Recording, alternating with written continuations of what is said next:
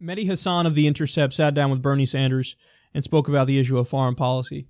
And Bernie made some interesting comments on the issue of Israel and Palestine.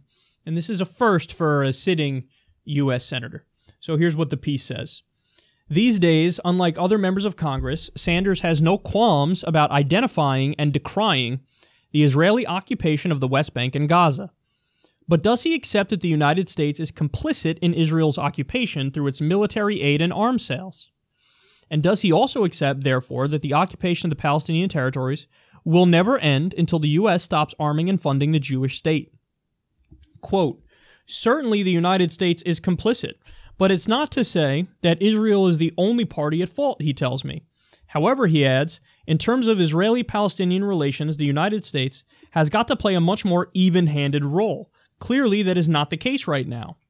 Would he, therefore, ever consider voting to reduce U.S. aid to Israel, worth at least $3 billion, I guess, per annum? I never heard that phrase before. I guess that means per year. Or U.S. arms sales to the Israeli military? Quote, the U.S. funding plays a very important role, and I would love to see people in the Middle East sit down with the United States government and figure out how U.S. aid can bring people together, not just result in an arms war in that area.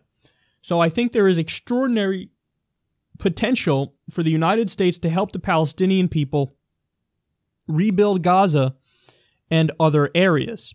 At the same time, demand that Israel, in their own interests in a way, work with other countries on environmental issues.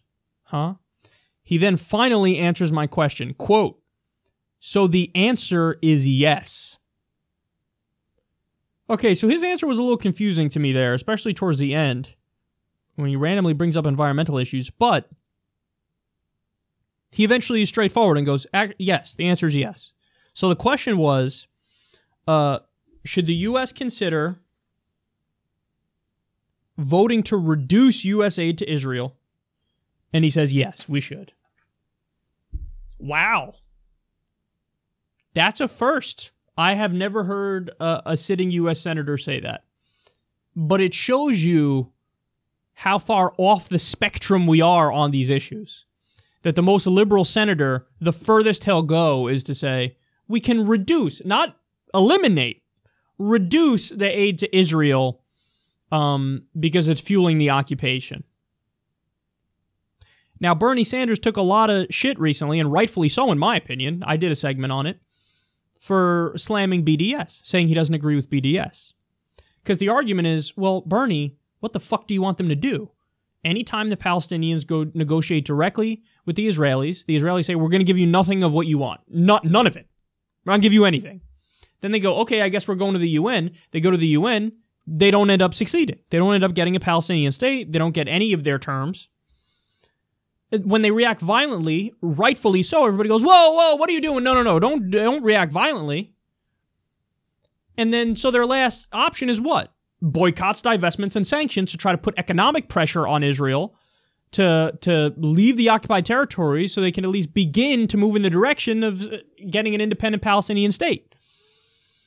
So Bernie's like, no, I don't support that. Then what the fuck do you want them to do? Just sit there and take it?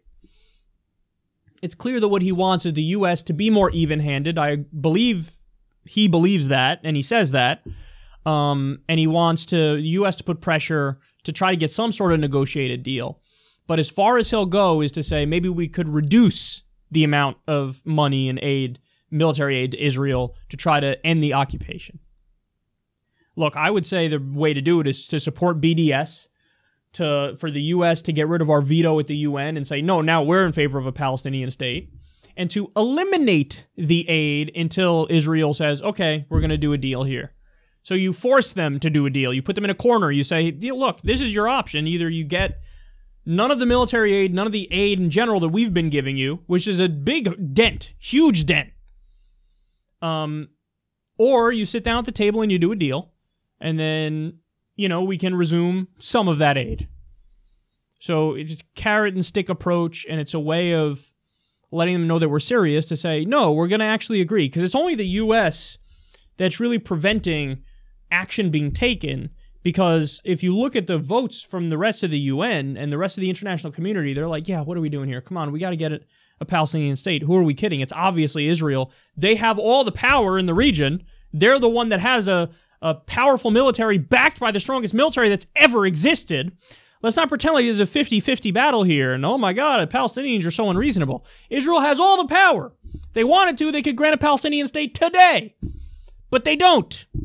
So then you got to force them to do it, and the U.S. is preventing that. Bernie wants to be more even-handed, but I think it makes sense to go a little further.